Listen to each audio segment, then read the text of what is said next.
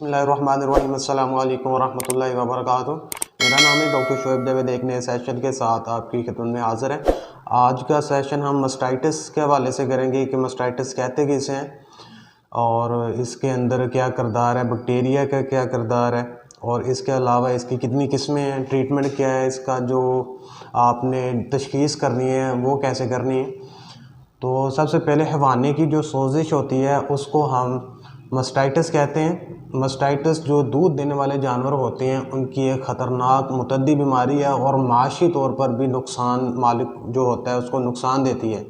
यानी कि जो दूध आ रहा होता है वो या तो कम हो जाता है या फिर बिल्कुल ही ख़त्म हो जाता है दूध। तो उन केसेस के अंदर माशी नुकसान भी होता है।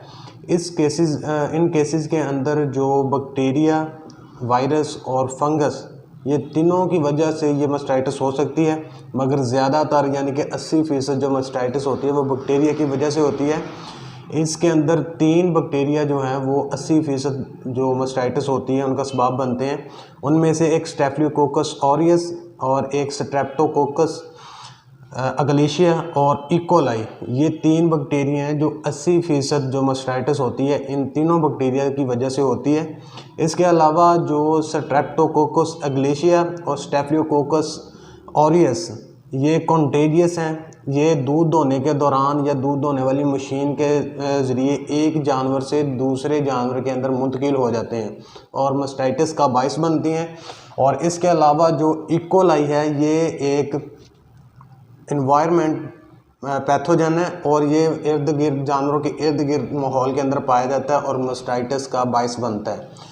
इसके अलावा इसकी 2 किस्में हैं मास्टाइटिस की, एक सब क्लिनिकल मास्टाइटिस है और एक क्लिनिकल मास्टाइटिस है। सब क्लिनिकल मास्टाइटिस के अंदर जो एक अलामात होती हैं वो मालिक की नज़र से ओझल रहती हैं और इसके अंदर जो तब्दीलियाँ आती हैं वो एक सिर्फ दूध कम होता है, उसके अलावा इसके अंदर कोई और अलामात नहीं नज़र आती।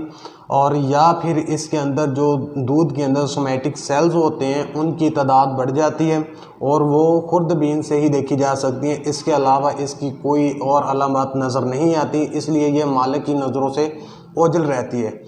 अब आ जाएं आप क्लिनिकल मास्टाइटिस की तरफ। क्लिनिकल मास्टाइटिस को 4 किस्मों के अंदर आगे तकसीम किया जाता है। उसके अंदर सबसे पहले पर एक्यूट फॉर्म आती है। पर एक्यूट फॉर्म के अंदर जानवर को 105 से 106 डिग्री तक टेम्परेचर हो जाता है, जानवर खाना पीना छोड़ जाता है और जानवर सुस्त हो जाता है। इसके साथ ही जानवर का हवाना जो है वो सूज जाता है। अगर उसको हाथ लगाते हैं तो जानवर का जो हवाना होता है एक तो गर्म होता है और दूसरा साथ में सुर्ख हो जाता है और साथ में दर्द भी महसूस करता है। इसके अलावा जानवर के जो दूध होते हैं उसके अंदर फ्लैक्स यानी कि फुटकड़ियाँ जो होती हैं वो बन जाती हैं और बाज़ औक़ात जानवर के थनों से खून भी आता है। ये होगी पहली फॉर्म इसकी। दूसरी फॉर्म जो इसकी है वो एक्यूट हालत है। ये इससे ज़रा कम दूसरा इसके अंदर टेम्परेचर नहीं होता, जानवर को टेम्परेचर नॉर्मल रहता है मगर जानवर खाना पीना छोड़ जाता है। इस किस्म में जानवर का हवाना और थन जो है वो सूज जाते हैं और जानवर का जो दूध है वो भी तब्दील हो जाता है, उसकी रंगत जो है वो चेंज हो जाती है। इसके अलावा इसके अंदर भी दूध के अंदर फुटकड़ियाँ बनना शुरू हो जाती हैं और जानवर का जो दूध है उसके अंदर से पानी आना शुरू हो जाता है। दूध की जगह पानी आना शुरू हो जाता है। हवाने को हाथ लगाने से जानवर दर्द महसूस करता है और जानवर का हवाना जो होता है वो सुर्ख हो जाता है और गर्म भी होता है। इसके अलावा तीसरी फॉर्म आ जाए। तीसरी फॉर्म के अंदर सब एक्यूट फॉर्म है। उसके अंदर जो इसमें हवाने की जो शिद्दत होती है ज़रा कम होती है और दूध में भी कम दर्जे की तब्दीलियाँ रोनमा होती हैं। इसके अलावा जो चौथी फॉर्म है इसकी वो क्रॉनिक फॉर्म है यानी कि दरीना फॉर्म है। इन जो पहली 3 फॉर्म्स हैं इनमें से अगर किसी एक का भी मुकम्मल इलाज ना किया जाए तो ये दरीना शक्ल इख्तियार कर लेती है। इसके अंदर जानवर का जो हवाना होता है वो बहुत ज़्यादा सख्त हो जाता है और बाज़ औक़ात जानवर का हवाना जो है वो फट भी जाता है और इसके अंदर जानवर के जो थन होते हैं वो भी बंद हो जाते हैं और ये दरीना हालत इसको कहते हैं क्रॉनिक फॉर्म। अब इसकी तशख़ीस की तरफ आ जाएं। आपने इसकी तशख़ीस कैसे करनी है।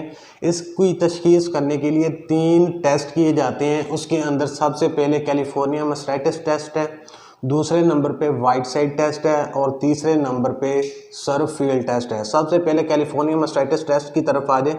कैलिफोर्निया मास्टाइटिस के अंदर रीजेंट की 2 से 3 ml की जो आपने मिकदार मिलीलीटर की आपने इतने ही दूध के अंदर आपने इसको मिक्स कर देना है, यानी कि रिजेंट की 2 से 3 ml आपने मिकदार लेनी है और 2 से 3 ml ही आपने दूध लेना है। इन दोनों को आपस में मिक्स करना है। अगर जेल बन जाए तो आपका ये टेस्ट सब क्लिनिकल मास्टाइटिस के लिए मुस्बत होगा।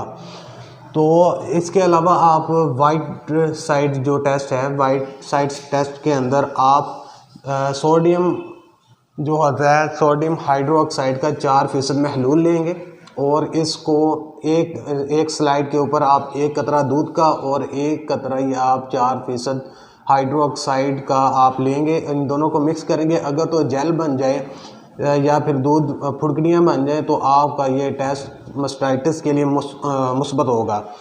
तो आप सरफील्ड टेस्ट की तरफ आ जाएं। तीसरे नंबर पे सरफील्ड टेस्ट आता है। सरफील्ड टेस्ट इंतहाई आसान टेस्ट है, जो कि घर में इस्तेमाल होने वाला सरफ जो होता है उसको मिक्स करके किया जाता है।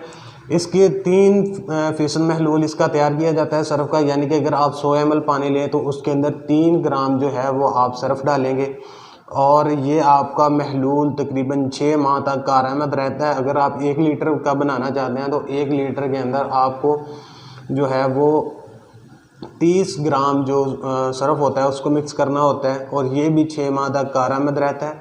अब करना आगे क्या है, आपने दूध लेना है 2 से 3 ml और 2 से 3 ml ही आपने इसके अंदर जो आपने महलूल तैयार किया है सरफ का वो मिक्स करना है। अगर इन दोनों को मिक्स करने से दूध को और जो आपने महलूल तैयार किया है इसको मिक्स करने के दूध के अंदर फुटकड़ियाँ बन जाए या फिर जेल बन जाए तो आपका ये टेस्ट जो है वो आप का मुस्बत होगा मास्टाइटिस के लिए। ये हम तो तकरीबन हर 10 दिन के बाद अपने फार्म के ऊपर जो हमारे मिल्किंग एनिमल होते हैं उनका टेस्ट करते हैं। ये हर बंदा आम रूटीन के मुताबिक 10 दिन के बाद अपने जानवरों का जो सरफील्ड टेस्ट है वो लाजमी करवाएं। घर में कर सकते हैं तो आप खुद ही करें।